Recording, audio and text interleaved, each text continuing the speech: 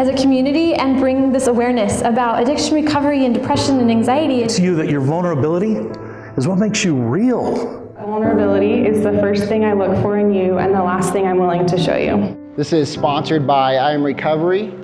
It's also put on by Zaba Events and also sponsored by Brown Sugar Media. Okay, so we'll go to the next speaker. So Shelley Mangum, nailed it, yes. All right, guys. Okay, she's gonna talk about, so she's from Illuminate Billy, and I don't think she's just gonna talk about Illuminate Billy. I think she's gonna talk about her journey of healing, of growth, exploration. She works with women that have come out of the prison system. She also talks, and she also worked with the youth, legally, people that have legal issues with the youth, right? And she's a big advocate, I'll read it because I don't wanna make sure I get this right, that advocates insurance benefits for individual treatment. So she's a big fan in helping people get treatment and have the insurance help them, is that correct? Guys, let's stand up, just so we're all awake.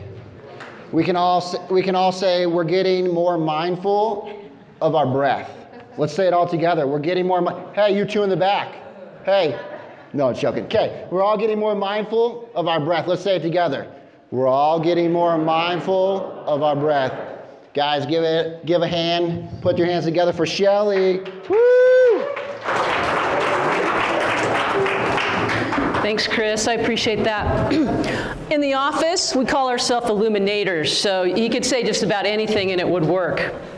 And I call myself Shelley Mangum, and I call myself Shelley Mangum, so, he could have said it anyway and it would have been fine. And I want to thank Tina for doing that relaxation. Whew, I needed that before I come on stage, right? So that was really good. That was really good. And the information that Laura talked about is hugely valuable. I was at a facility that treats specifically women yesterday, and we were talking about some of the things that the needs of that gender specific, and then women with children, and they had a play center there, and the kids come in, and it's a cool thing, and I'm glad that there's more of that because it's so underserved. So thank you.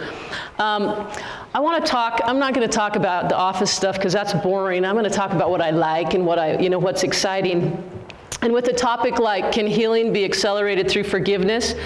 That's kind of a hot topic, and it can be fairly controversial, so don't leave until we get to the end, because my hope is that I'll change your mindset about what that looks like and change your perceptions, okay? Let's see if I can do it the right way. So we talked about, Chris gave a little bit about who I am. I'm a therapist, I'm a clinical mental health counselor. I've had private practice. I've worked at UVU teaching in the behavioral health department there, which was I love that stuff. I'm passionate about it. Women with trauma issues is something that when I was doing individual counseling in my private practice, that's what I focused on, and it's a huge honor to do that kind of work. I love it, and I love adventures, and I love seeking truth. So hopefully we'll find some truth, our individual truth here tonight. Truth will always be truth, regardless of lack of understanding, disbelief, or ignorance. And I think this quote is a great segue into a little story I want to tell you.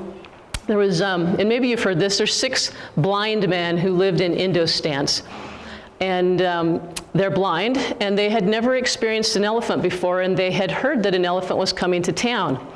And so wanting to know what the elephant was like, they all took off to go meet the elephant. And as you notice, they all experienced a different part of the elephant. And in that experience, one of the other guys at the back would say, this looks, it's like a rope. This elephant is like a rope. And the guy in the front would say, dude, you're crazy. It's like a spear. It's nothing like a rope. And so you can imagine, and I like to think about this story. I often remind myself of this story when I'm in a situation where I don't always appreciate what somebody's sharing with me, and I remind myself that I might not have the whole picture. And so if we can kind of open our minds to the idea that maybe we don't have the whole picture, not only tonight, but in life, it helps us to learn from other people that are different than us. I have a few goals, and safety is always important. As a therapist, safety is always important. I'm going to share some ideas with you, and I'm going to ask you, as we talk about things, to focus on your emotions. And And because usually the other thing people focus on is their stories that they tell themselves, right? And when I focus on the stories I tell myself, I end up spinning in my head. So if you focus on your emotions, you own those are yours, and you can do something with them. And then let's just be seekers of truth. Let's figure out, what's true for us. So I want to talk about first what forgiveness is not. And there's, a lot of misconceptions of what forgiveness is, but what it is not, and what I'm not talking about it as being approval of something that's happened, excusing it, justifying it, pardoning it, reconciliation. A lot of people say, I need to forgive someone. What's your name? Zach. Can I pick on you, Zach? I need to forgive Zach for what he did, right? The forgiveness I'm talking about has nothing to do with Zach, right? It's not about turning a blind eye, and ignoring it or forgetting it. I hear people talking, I think religiously people say a lot of times forgive and forget. I don't think that's possible. I do not think it's possible to forget something that's going on, or a wound, or something that happened, right? It's impossible to forget that. And because of the way we know the body stores information, Tina talked a little bit about the way the brain functions. I don't think it's possible to forget. So we can wipe that one out. That is not what forgiveness is. It's not pretending and minimizing. It's certainly not about trust, and it's not about reunification. The forgiveness I'm talking about has nothing to do with that. The forgiveness I'm talking about, I think, has to happen first before you can consider anything else, okay? So forgiveness, a little bit of forgiveness defined of what I am talking about, and I love the Serenity prayer.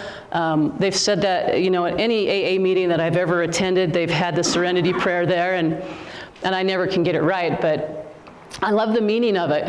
God, grant me the serenity to accept the things I cannot change, the courage to change the things I can, and the wisdom to know the difference. There are things that are within our realm of influence, and there are things that are outside our realm of influence. And we've got to be able to figure out what those are, or we end up spinning a lot and wasting some time. So I'm talking about being able to surrender some of the things that aren't ours. That I think is forgiveness. I'm talking about being able to let go of the emotions that come with wounds and hurts, okay? I'm talking about being able to break the chains that keep us bound to our offenders. I'm going to call them offenders because there's all sorts of different kinds of ways that we get hurt. And it's also about setting clear and safe boundaries. I would never in 100 years, and if you ever hear me say something that sounds like this is what I said, I'm not ever saying it, I would never instigate anybody ever going into an unsafe situation or going back to get abused over and over again. That is not what forgiveness is. That is not what we're talking about. And it's about healing the heart, our hearts, right? Our individual hearts. Forgiveness is freedom. For me, at the very end of a process of forgiving, it's freedom. And I love this. I'll read the one quote is at the top. Forgiveness is unlocking the door and setting someone free and realizing that you were the prisoner. I think that kind of gives a little bit better perspective of what forgiveness is. It has nothing to do with Zach, for instance, in this case. And I'm going to pick on Zach a couple times if he's okay with that. Okay. So I want to talk about a couple ideas really quick to kind of prep you or give you some things to think about as we go to the big point at the end. And perception is a big piece of how we experience things, and it's going to be a big piece of how we experience forgiveness. I put the Johari Square up here. How many of you are familiar with the Johari Square? You've seen it before? And it's just simply, and I put it here because it represented some parts of perception to me. In all of our lives, right, there's things that we know about ourselves. For instance, you know about me, and I know about me, right? And then there's things that I know about me that you don't know about me. There's things that you know about me that I don't know about myself. That's a little concerning. And there's things that I don't know about me and you don't know about me, right? So that's the Johari Square in a nutshell. Other things that affect the way we perceive our world and the people around us is projections. And the best way I can think of to describe projections is to tell you a story. One day, when my kids were young, and they all came home from school, and I just happened to have met them in the hallway that particular day, and it was interesting because they were all chatting and talking to me and telling me about their day, and it just seemed a little unusual because they were all doing it and they were all talking at the same time, and it was really cool it was just fun to be part of that. Well, the very next day, coincidentally, they all came in the door again the very same way, and I happened to meet them in the hallway the same way. Only my experience was very different. They're chatting and going at it, and I am angry, and I'm upset, and I want them to be quiet, and I want it to go away, and I don't want to have anything to do with them. And I thought that was it just hit me in such a way that I'm like, they didn't do anything different. That was not about them. And I was projecting what was going on about them. And because it was such a profound experience, I had I don't know what it was, but I was able to, and you'll see my hand go back here because this is how I think about it, I put up there metacognition. You guys know what metacognition is? Metacognition is the ability to be aware of what's going on inside of you, to be kind of the observer of what's going on inside your own body, to be able to think about what your thoughts are, to observe what your emotions are from an observational kind of a perspective, okay? So metacognition. So I practiced some metacognition stuff, and I don't even know if I knew what it was back then. But I started to look at these two situations and recognize what was different about the second day. Why did I feel so much different about that day than the first? And recognize that there was something that happened that morning that totally triggered me. And I was upset about it, and I was bringing that into my relationships. I didn't know that. And had I not had the ability to go back and look at that, I would have never known. Projection. If you don't think projection affects everything in our lives, it does. So being able to be aware of it's important. Emotions. I mentioned it before, and I'm just going to jump over a little bit, and we'll come to it closer later. That emotions are ours. We can own those. They're ours. My emotions are. Zach's emotions are his, but my emotions are mine, and I can own those. And we talked about this, getting stuck in the story. So, and then the other piece is curiosity. Curiosity always helps us, well, I would think, I'll say always, often can help us to process things. So for instance, with the situation with my kids coming in and being angry, in order to be able to look at that from an objective point of view, I had to not be judging myself. I had to not be harsh with myself. I had to be kind, right? I was curious about what was going on for me. What was happening there? What was this about? So curiosity can help us look at things in a much more open way and lower some of the emotions and the triggers that we have.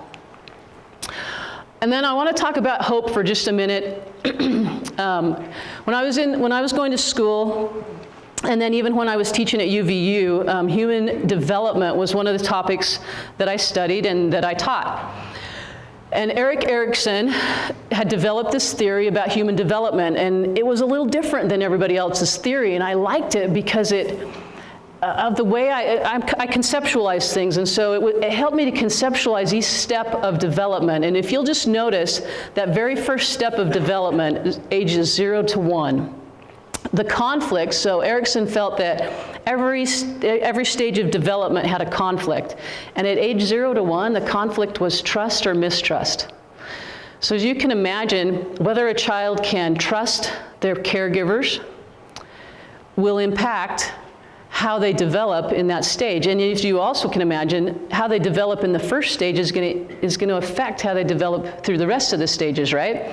So there's just several different reasons why someone might struggle in developing through that trust-mistrust.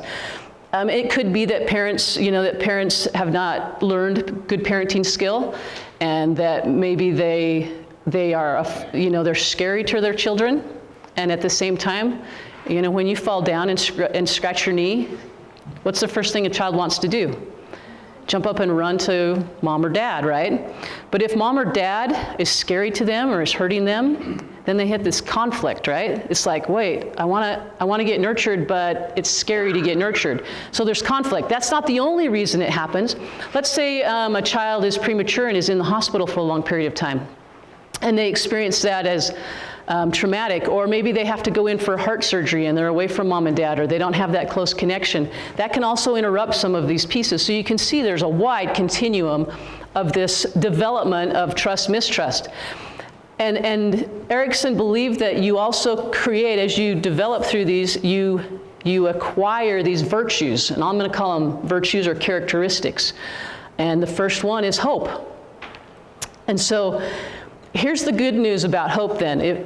If you take this idea and if you accept that Erikson's theory has some truth to it, then hope is a developmental characteristic. And if hope is a developmental characteristic, then we can all go back and focus on hope and gain some of that virtue or that characteristic of hope, right? And I'll tell you, in some of the things that I do is, at work, is I read through clinical, histories of people, and I call the insurance company and I tell them so that they can get authorization. And I can't tell you how many times I read through one of those assessments that says I feel hopeless. There's no point for me to be here, right? So this is why I bring this up. It's a big deal.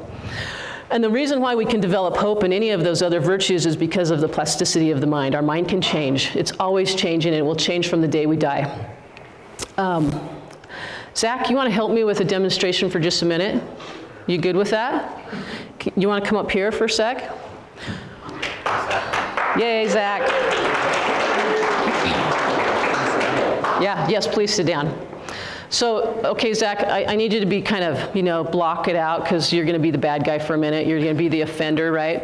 And if you don't take anything else away from this presentation, please see if you can capture this concept that I want to show you.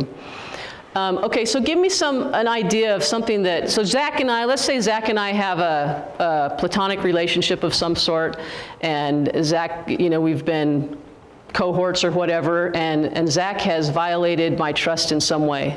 Do you guys want to come up with a reason or a way that he's violated my trust? He ate your peanuts and they weren't salty. Holy crud. You ate my peanuts? Well, that's a huge violation. Matter of fact, I feel betrayed because you did that. And because I feel betrayed, I have all sorts of energy and emotion around what you've done. And I can't trust you anymore, Zach. I want to hurt you. I want to hurt you back and do the same thing to you that you did to me and eat those peanuts.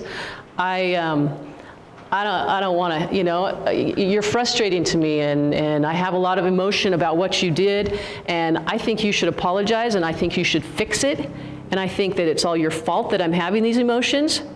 Can you guys see where all my energy's going? Some good peanuts. Right? They were way good peanuts. The piece I want you to see is that in this scenario, all of my energy is going to Zach. All of my power is going to Zach. I'm putting it all in his basket, right? How many you guys are familiar with Brene Brown? Who knows how she defines blame? How is blame defined in her research?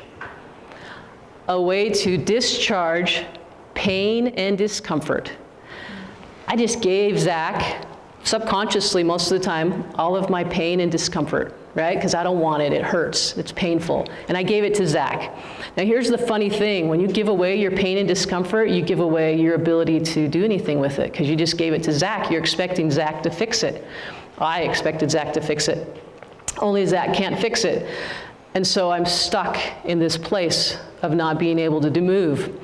So my suggestion is that instead of blaming, notice that we have that tendency to want to do that, to discharge that pain and discomfort, and we're going to own it. I recently read a book called Extreme Ownership. So I'm not telling you to own what Zach did to me, right? I'm not to own what the other person did, but own your emotions, own your feelings, own your experience. And for me, it's extreme ownership, because I can't tell you how many times I want to give it away. I want to give it away. It hurts. It's painful. But own it. And when you own it, you now have the freedom to do something with it. And I could talk and talk all night long, because this is a pretty passionate topic. I wanted to tie it into the 12 steps because I think they're phenomenal. I mean, it's not the only way to do healing, but it's phenomenal. And I just happened to come across this little simple summary that somebody had done of the 12 steps and what the 12 steps were to them. And I just thought it was so interesting that they were exactly, well, not exactly, but matched so closely to some of the concepts that I just talked about today. So I think in talking about concepts of forgiveness in this scenario, that these are really concepts of healing and our journey, our human journey in life to healing and growth and connection. Hope is there. faith and courage and integrity and willingness, humility, discipline, and action are all super valuable things. And I would say that courage is right in there with willingness. I was going to say curiosity, which is one of the pieces, and all of those. And so it's an interesting piece. It's been an honor to be here, and it's been a privilege to be part of this community event. I think we should definitely have more of them. Super valuable. Any questions or thoughts? You work in the building? Can you believe it? Listen, if you want to know why I'm there, come and ask me, because I was just back there thinking, like, I trust you with, like, anything.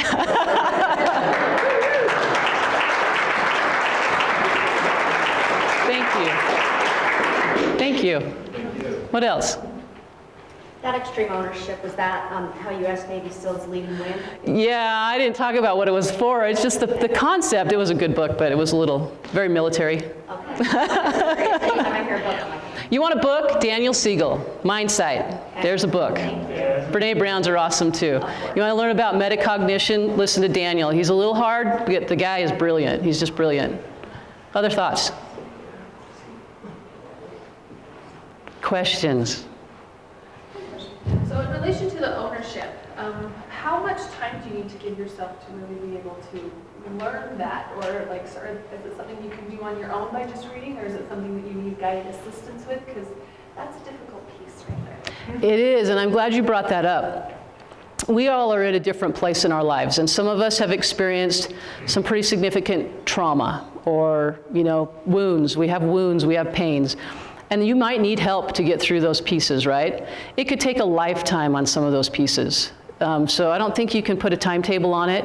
I think we all progress towards it, and we get a little bit better every day, just like anybody in life. I do think, here's a concept that I think is really valuable, is there is positive and negative in any space. In one given moment, there is positive, the same amount of positive and negative, okay? And I don't have a lot of time to prove that point, but I get to choose on some level, and this it's different for everybody, but I get to choose on one level where I'm going to focus my attention. And for some people who experience, heavy symptoms of depression, like Laura talked about, it may be immensely difficult for them to focus on anything that's positive. And I'll acknowledge that, but we still have the choice to work on it, whether we can do it or not. And sometimes we need help. Sometimes it's medication, and sometimes it's professional help. That's a short answer to a long question. Thank you. Anything else? You said you go back to hope, work your way back. I don't know if I just heard that and tuned out something else or something, but that's super interesting to me. Like, that's just something that I think is like, I mean, that's just important through every stage of recovery in life, is just to hold on to that hope. And it's like, that's just a really easy thing to lose later on, I guess, especially if you develop the wrong way, maybe in that first stage. So, I mean, are there ways, is there a best way to go back and kind of grasp that hope again and figure that way out?